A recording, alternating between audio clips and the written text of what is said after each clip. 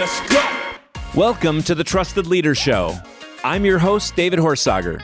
Join me as I sit down with influential leaders from around the world to discuss why leaders and organizations fail, top tactics for high performance, and how you can become an even more trusted leader.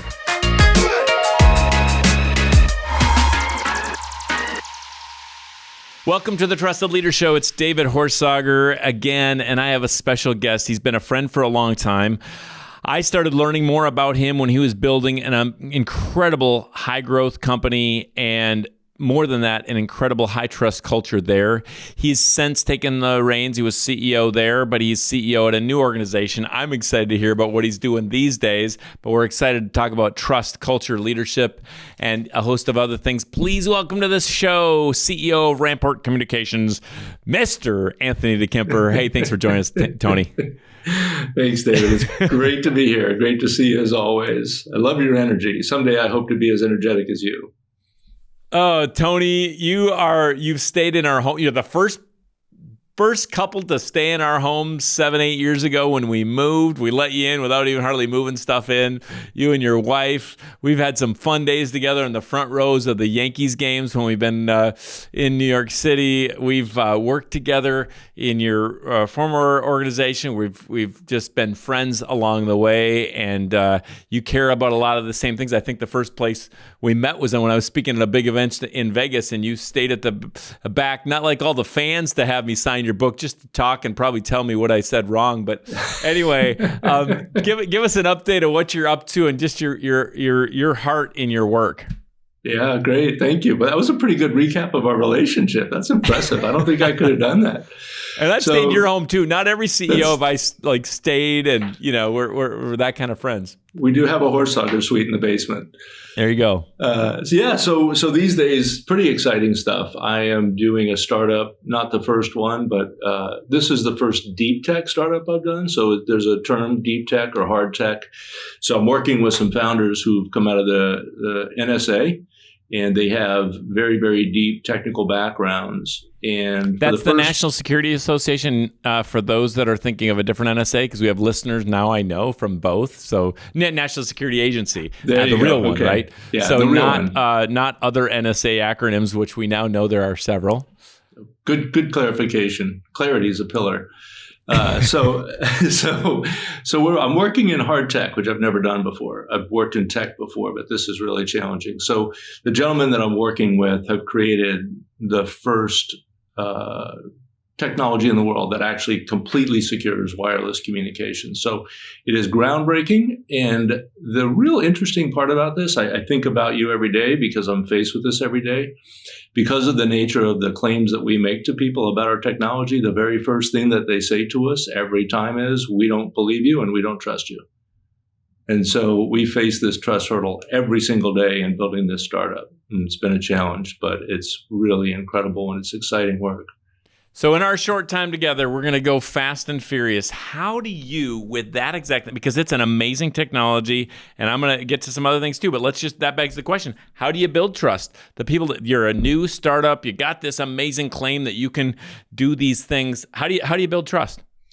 Great question. So I think that the pillar that comes to mind is competence. We have to be able to demonstrate that the things that we're saying are backed by science. They're not marketing claims, and it's not relational trust because people aren't trusting us because they know us, because they don't know us. So it is very much about competence. We have to be able to demonstrate the things that we're saying in very clear, compelling ways so that they can say, okay, we can see the competence behind your claims. There you go. How do you do that when you haven't done it before? So the short answer is we went outside the organization and found some organizations whose job it is to validate technologies for the government.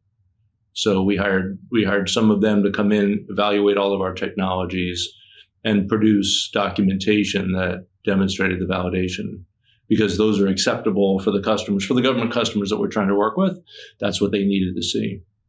So now let's take a little jump here, because what I've been interested about you is you've come through big consulting companies. You've run companies. I've watched you really care about people. You've been a chief people officer. You've been a chief CEO when I worked with you. I think you might have started as COO, but then I saw you. I thought, how does this CEO in this organization care so much about people? I think I might have been one of to come in and come alongside you a little bit, but you were doing this thing you called cathedral building, which was really building up people. You cared about culture. Just speak to that care of culture and people and what you think about that. Great. So for me, I was the 8th of 12 kids, and something happens. I don't think you had 12 kids in your family, Dave. I know you had a lot, but I don't think you were 12. But you kind of get lost in the shuffle. You're kind of just another face in the crowd, which is kind of sad. But for me, growing up, I always wanted to be a part of something. I wanted to be connected. I wanted to feel engaged.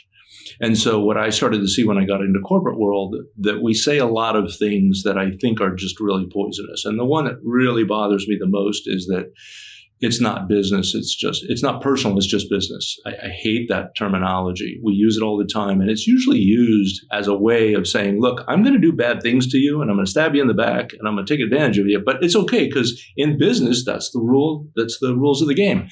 And I really detest that. The problem is that so many people, and you know this because you face it in your work every day, so many people have come to believe so deeply that that's just the way it is in business. You can't trust anybody. You can't believe what anybody says. Everybody says they have a good culture. Everybody says they care about the people, but then nobody really means it. And so your question was, how do you do that? For me, the caring part is, it's genuinely what's in my heart. It's the way that God made me. I know that. It took me years to figure it out, but God put me here to care about people. I know that. In business, that's not necessarily popular. And so I had to figure out, how do you do that in a good, healthy way? And what it comes down to, for me, the actual how do you put your hands on that?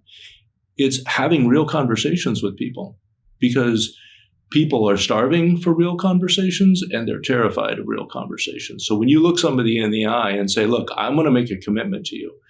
I'm going to commit to you that the things that I'm telling you about working together are real.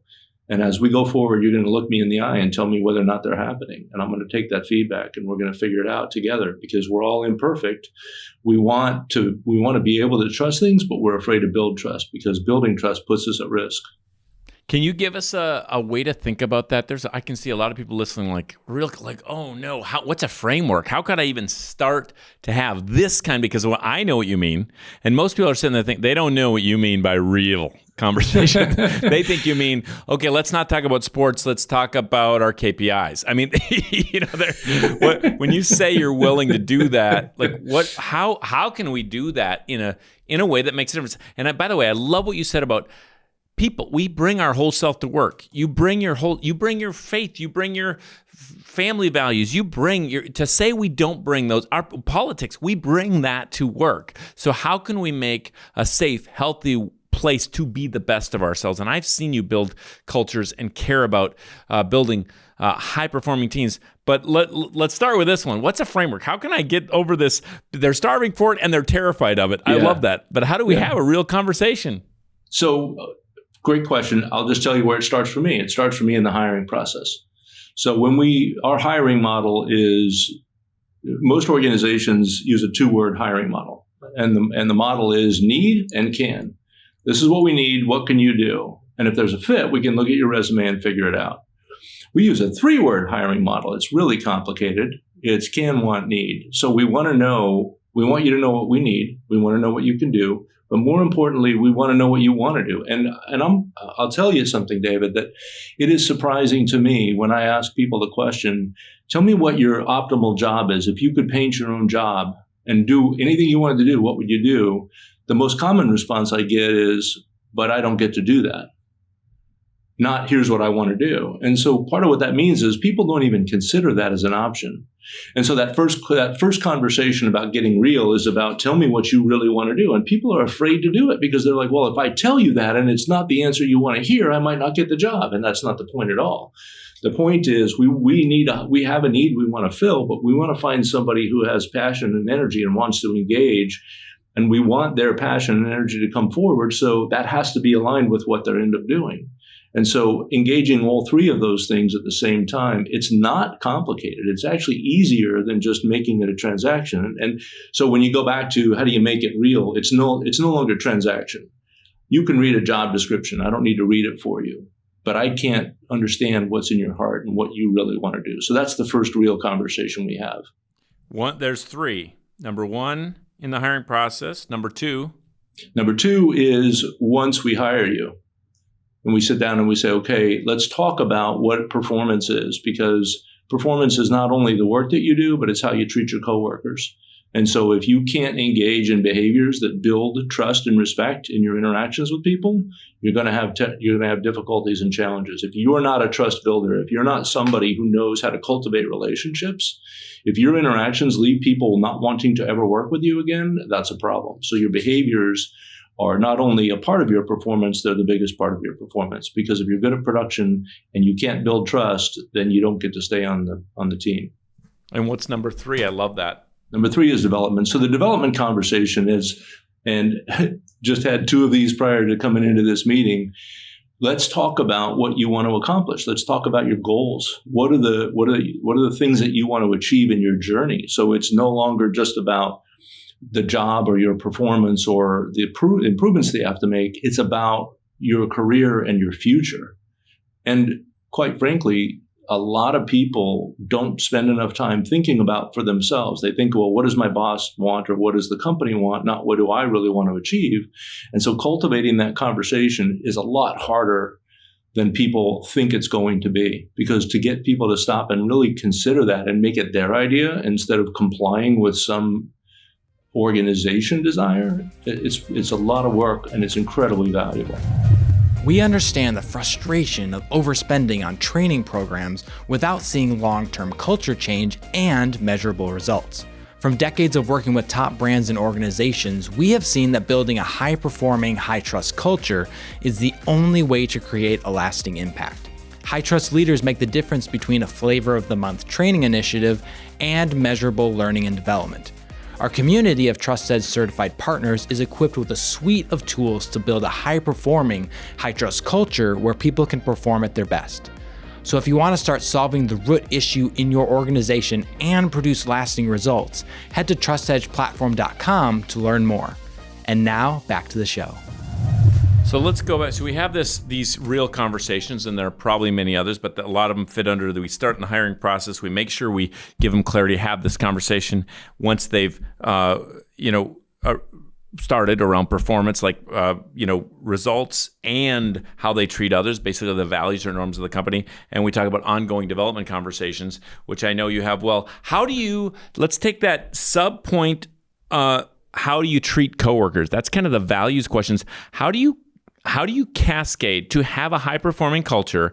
How do you cascade a common language, common behaviors, common norms for how we do things here, how we treat people here? How do you because when I started writing on one of the companies you were CEO of, it was amazing. You went from this to this. I mean, you scaled so fast. In fact, one of the days I was out there, you were buying another company or moving another company that day, right? And, That's right. And you brought them in, and I thought it was interesting because how you built that one, many of them were scared about the merger, and they were like, months later, grateful to get to work with you and have this kind of culture. How did you create this norm, I guess, of how we treat each other throughout somewhat distributed organization? Yeah. So that's a fantastic question. And I will say that over the years, I've had to customize the answer to different organizations. You have to figure out what's going to work for the situation you're in. But I would say that the biggest way is to think about the two sides of the equation. So if you think about leadership and you think about culture, it's important the conversations we have, it's important the message we send. But the other half of that is our processes and systems. We have to actually embed the desired culture into the processes that we have. So that's why your evaluation on your behaviors is part of your performance management process. Evaluating for culture is part of the hiring process. And then when you talk about we want to develop an expectation around behavior, it has to be a norm that is permeated through all of the systems that you have and all of the messaging that you have. So that seems overwhelming.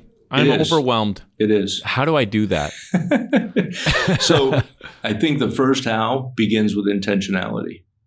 If you're intentional about saying, look, I want to make sure that I'm saying that I want a certain set of things to happen, but then I have to figure out the mechanisms by which that happens. And so it's first the intentionality, and then secondarily it's, okay, so where are the places that begins to touch people?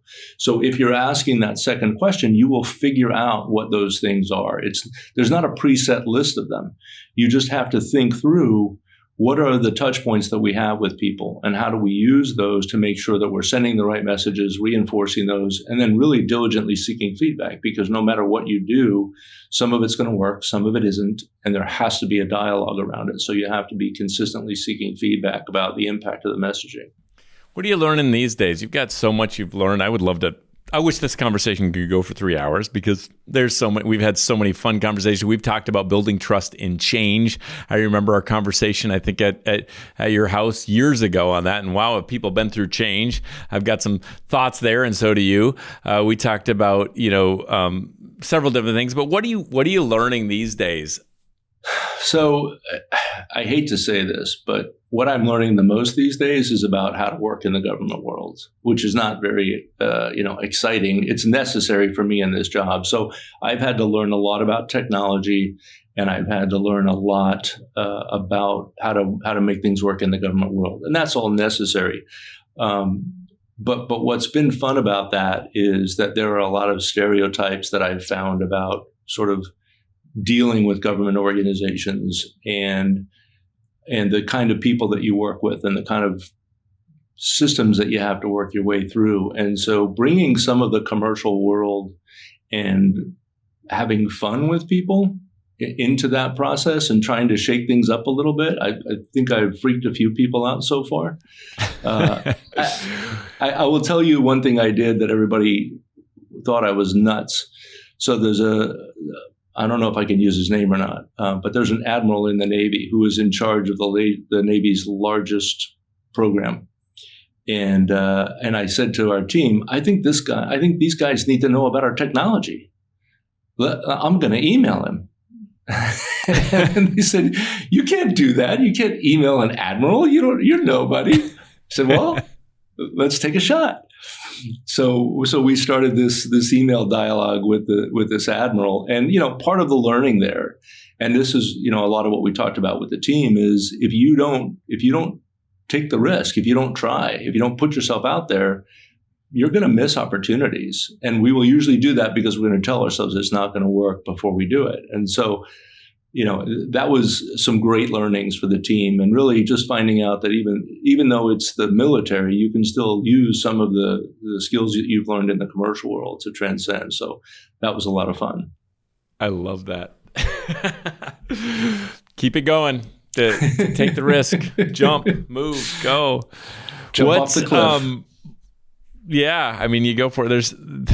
There's so many things we could talk about. Let's go personal for a second. What I've noticed is the greatest leaders. Actually, before I do that, I want to ask you about this, because this makes sense with trust. People are asking, everybody's talking about zero trust.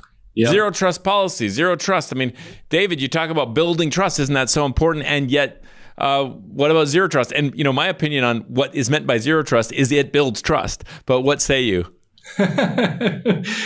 Oh, that's a big one. Yeah. So in the world of technology, we deal with zero trust architecture every day, which is, every time I hear the phrase, I think of you, of course. And it's ironic, because the idea behind zero trust architecture is that things are so bad, you can't possibly trust anything, right? So you build an environment, a technology environment, where you require constant reauthentication, which is a funny word, authentication. Isn't that a human word? And yet we use it for technology. So zero trust architecture has become a necessary thing in the world of technology. I think the irony for me, and I haven't really talked to anybody about this, so I'm probably going to say this wrong, but I think humans figured out zero trust architectures long before the IT people did. We figured out how to not trust anybody a long time ago. And so now the technologists are finally figuring out how to copy that. But I think it's interesting, because it's sad. I hate the phrase. It's a good idea for technology. It's a terrible idea for humans. But I think we have a lot of those humans with that embedded architecture that we have to try and help get out of that mindset. So true. And yet I can see how, as an example, blockchain can increase trust because all these things are in place. But so technology can increase trust. Even zero trust technology can increase trust, certainly humanly and in companies and in technology. So that's a fascinating. We could talk a whole nother hour on that. Before we go from there, we got to get to to you. I mean, I just respect you as a leader and have seen you do so many great things, both personally, professionally, and love your family. What I've noticed about great leaders, they're imperfect, like I am for sure, but they do some things. They tend to have some habits that they might do at home that help them lead well in work. And it might be fitness, it might be faith, it might be family, it might be time they get up, it might be journaling. But what are some things that you do that have helped you both maybe just stay grounded or maybe just lead well in work that you do personally? Yeah, great question. So there's a couple different things. For me, one of them, probably the first one, is just reflection.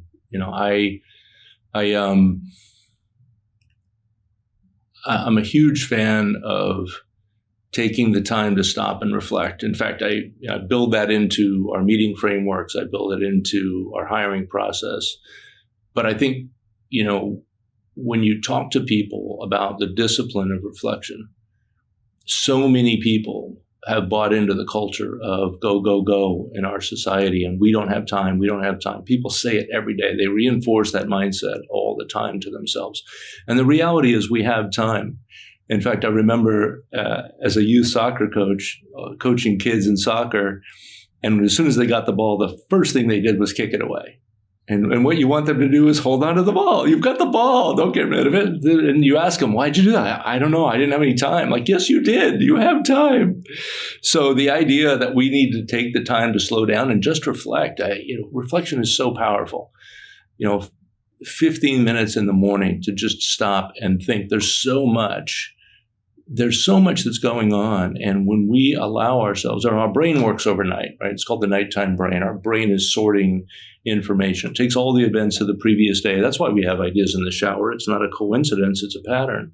So taking 15 minutes in the morning to stop and think and just capture what's on your mind, it is amazing the incredible insights and ideas and solutions. That is one of the richest sources of ideas that I have. It's just that first 15 minutes in the morning. And then, 5 minutes before you get in the car at the end of the day. We do it in meetings. We do it in our hiring process. We stop and reflect. Like, okay, let's stop. Everybody sit down, spend a few minutes, write down your thoughts, and then we'll chat. Before we start talking, let's actually capture what we're thinking. It's so simple. And it can be implemented in so many little ways, but it's really, really powerful. I love that. And then I think the other one, for me, David, just the habit of striving to find gratefulness. That was such a big deal for me growing up in the environment that I was in. It was really hard to be grateful, and some of that story. So really the process of working hard to look at situations and in all the context of what's really going on today. There's a phrase people use all the time. Oh, those are first world problems, right? We have a lot of first world problems in America. And so it's easy to get caught up in that. But I think the process of finding things to be grateful for in every day and framing the challenges we have and the painful challenges even as things to be grateful for is very real. And that was something that was really hard for me coming out of the childhood that I had, being grown up in a violent home. There were so many things to be resentful for and so many things to be bitter about. And so that was a hard process for me. That was a learning process that did not come easily. And it took years and a lot of, loving kindness from my wife, Kellie, to get to that point. But that's super valuable. What do you do? Let's just get tactical for 1 second here. What do you do tactically to reframe your brain? Like in 60 seconds, what's something I can start to do to be more grateful? So for me, it's a series of questions. That's how I think about it. So when, I know I need to stop and think when I've got that feeling like something's weighing me down and nagging at me and it's in the back of my head and I'm trying to work, but I can't. because something's bothering me, I need to stop and I need to write it down. So it's a little bit of reflection, a little bit of journaling, but it's stopping and saying, okay, let me frame this out.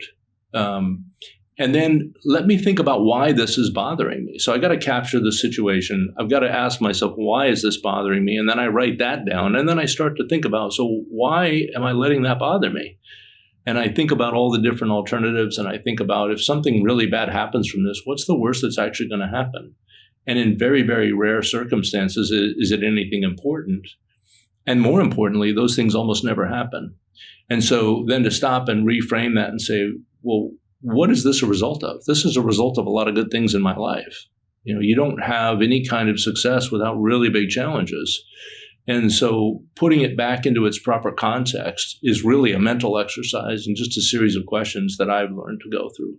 I'll tell you where I first found that list was actually in Dale Carnegie's book, How to Stop Worrying and Start Living. I don't know if you have ever read that or familiar with it, but there was so many tactical how-tos in that book. And I really found that valuable because it turned it into a series of very small steps for me. That was really, really valuable. I'd like to take more time on this, and I'd certainly like to take more time with you. I think we got to have you back. We haven't had anybody back, but it's you're someone that needs about 3 episodes at least. But That's thank what you, my therapist Tony. said. Thanks. I see the time going, and I just had someone throw in the time that we are off air in 3 minutes. So we got to do this quickly. Number one, thank you for being here. Number two, everybody can find out more about Tony by going to trustedleadershow.com. We're going to put his LinkedIn and his new company website there. You can find out where he is. If you want to reach out, he's someone that you can reach out to and you can connect with, and he's doing some great things. So we'll put his contact that he's willing to share there, as well as what he's doing in his new company. And with that, we leave with something. I'm going to give you 30 seconds to do it, but it is the Trusted Leader Show. So who is a leader you trust and why? So this may not be a very popular or common answer, but when I thought about this, I thought of Bono. So I had a chance to meet Bono years ago back in Las Vegas on the Joshua Tree tour. And my friends and I got to go backstage after the concert and spent 30 minutes with the band. And this is when they were really, really hot. And they spent 30 minutes talking to us about what their journey had been like. I was amazed. I was a young kid. And they had this incredible conversation with us and spent all this time with us. And then I watched what Bono did after that. I was really inspired by his desire to make change. And this is a guy who has continually fought to build coalitions with a lot of people who he didn't agree with, or people who didn't get along. But he built coalitions for change out of people who weren't necessarily partners. And he did it in the spirit of fulfilling his desire to see change in the world. And so I just feel like that's somebody who has so consistently lived out his values. And to be a rock star and have all the freedom to do whatever you want to do and all the money and the fame in the world, and then spend your time and energy, I just think that's amazing. And that's a real great example in my mind. It's a great example. We have plenty of leaders that don't have the humility and a lot of other things of Bono. I know some others have had first immediate touches with him, and what an example in many ways. So great example. Lots more we could talk about. Thank you so much, Tony. This has been the Trusted Leader Show. Until next time, stay trusted.